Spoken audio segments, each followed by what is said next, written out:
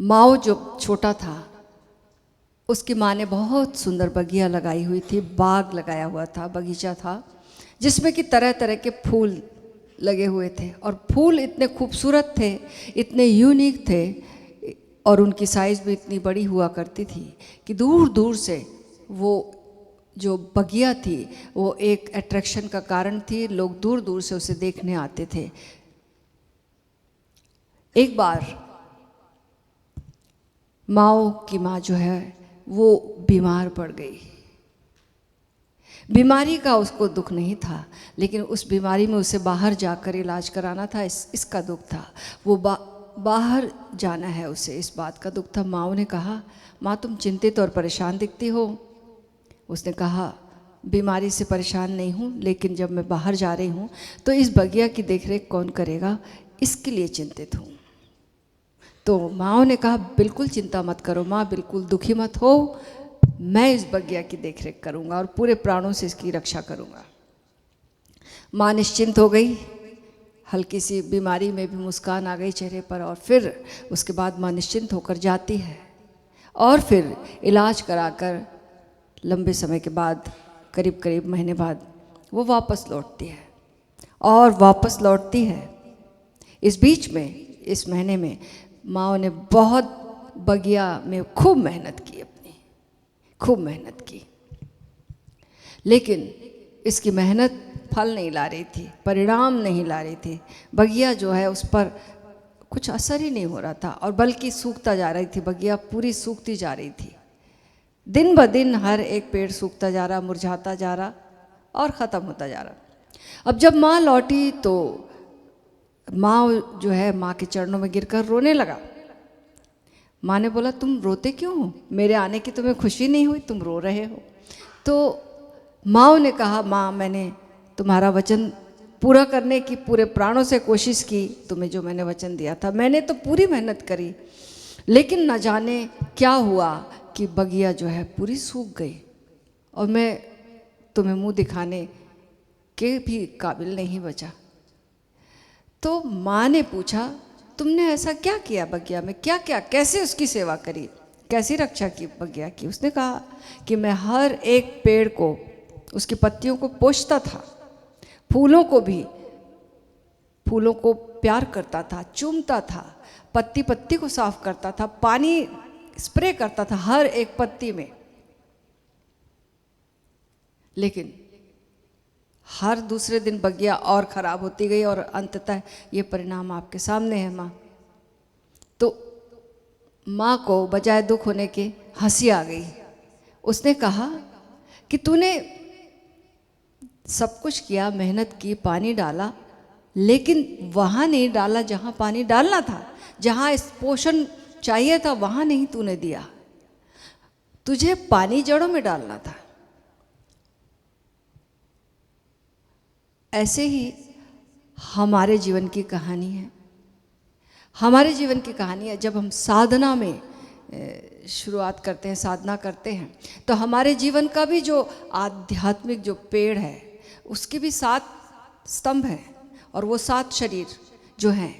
तो जड़ें जो है हमारी, उसकी, उस पेड़ की जो जड़ है वहाँ जाना होगा, तब वो 7 स्तंभों में बराबर रूप से पोषण हम दे पाएंगे, बराबर रूप से उसकी केयर हो पाएगी और फिर वो और विकसित और पल्लवित होंगे। तो वो जड़ क्या है? वो जड़ है हमारी नाड़ियाँ। ओशो ने बताया कि हमारी 100 से ऊपर नाड़ियाँ हैं और वो 100 नाड़ियाँ में से एक जो नाड़ी है वो है सुषुम्ना नाड़ी। और वो सुषुम्ना नाड़ी जो है उसके थ्रू हमारी ऊर्जा जो है 7 चक्र में, 7 शरीरों में उसको संतुलित करती है अगर वो नाड़ी वर्क करने लगती है। तो जनरली कोई सूर्य नाड़ी किसी की प्रधान है, किसी की चंद्र नाड़ी प्रधान है। जिसकी सूर्य नाड़ी प्रधान है वो बेशक पुरुष हो सकता है, लेकिन वो ज़्यादा फेमिनिन होगा, और जिसकी चंद्र नाड़ी है वो हो सकता है, जिसकी सूर्य नाड़ी है हो सकता है वो शरीर से स्त्री हो लेकिन उसका स्वभाव जो होगा पुरुष जैसा ही होगा। तो एक एक नाड़ी डोमिनेंट होती है और इन्हीं नाड़ियों पर जीवन चलता है और जीता है व्यक्ति। इसकी और गहराई ओशो ने आज के सूत्र में, आज के प्रवचन में बताई। उसे सुनकर हम अपने आप को धन्य महसूस करेंगे कि कैसे हम मुक्ति का पथ चुन सकते हैं, कैसे यात्रा हो हमारी, क्या दिशा हो हमारी, वो बिल्कुल स्पष्ट दी हुई है आज।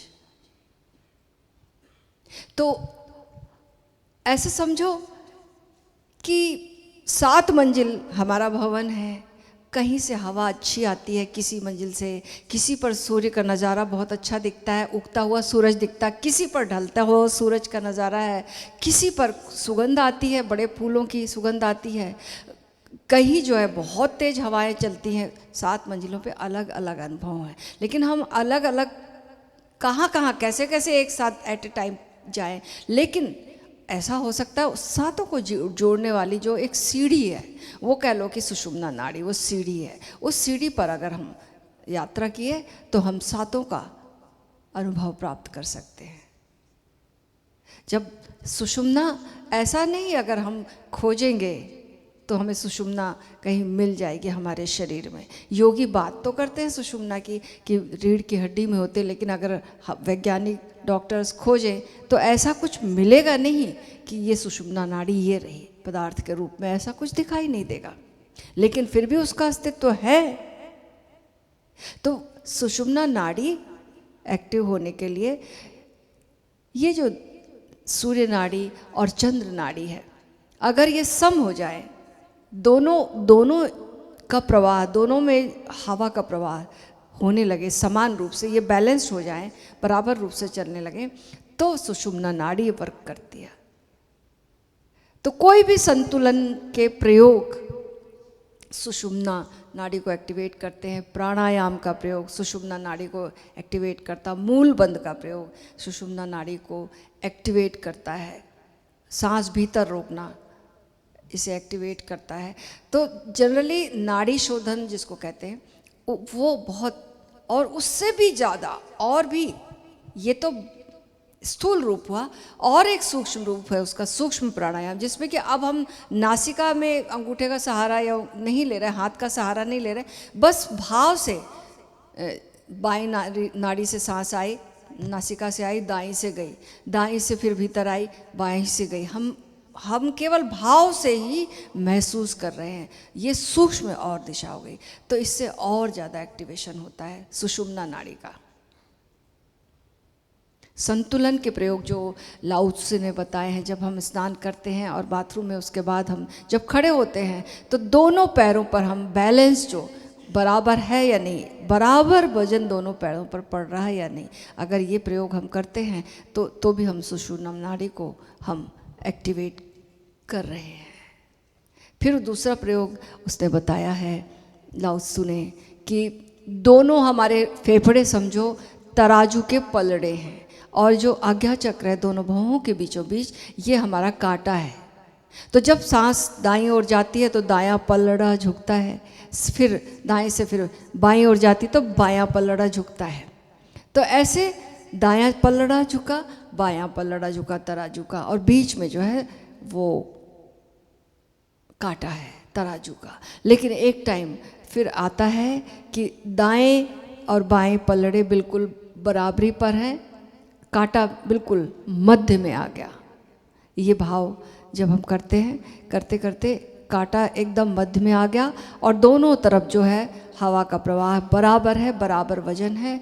तो ये संतुलन का प्रयोग एक अद्भुत गहराई में ले जाता है, और सुषुम्ना नाड़ी तब एक्टिवेट होती है, सुषुम्ना नाड़ी का काम शुरू होता है। जब तक सुषुम्ना नाड़ी एक्टिवेट नहीं हुई, सुषुम्ना नाड़ी से प्रवाह नहीं हुआ। कब हुई सुषुम्ना नाड़ी? जब हमें सांस धीमी करते करते करते एक बार पता चलेगा कि अब चल ही नहीं रही, ऐसे में साधक घबरा जाता है। लेकिन जब ऐसा महसूस हो कि अब चल ही नहीं रही तो सांस सम हो गई समझ लेना, और अब ये जो है सांस नहीं आ रही जा रही, लेकिन फिर भी कुछ वर्क हो रहा है किसी नाड़ी का, वो है सुषुम्ना नाड़ी। वहाँ से प्राण प्रवाहित हो रहा, और वो प्राण जो है वो अब मूलाधार से सहस्त्रार की ओर ट्रैवल कर रहा है। और फिर आसानी से जब हम सुषुम्ना नाड़ी के द्वारा इसे वर्क करने देते हैं तो हमारे सातों शरीर में एक संतुलन आता है, शरीर में एक अच्छा रेजिस्टेंस पावर आता है, शरीर स्वस्थ होता है, मानसिक शरीर शांत होता है, भावात्मक शरीर ज़्यादा प्रेमल और करुणावान हो जाता है, आनंदमय शरीर आनंद से ओतप्रोत हो जाता है ये जीवन। तो ऐसे हर एक, और फिर अंततः जो है अद्वैत की अनुभूति होती है। लेकिन जब तक ये सुषुम्ना नाड़ी एक्टिवेट नहीं हुई, जागृत नहीं हुई, तब तक ये घटना बहुत ही कठिन है, संभव नहीं है।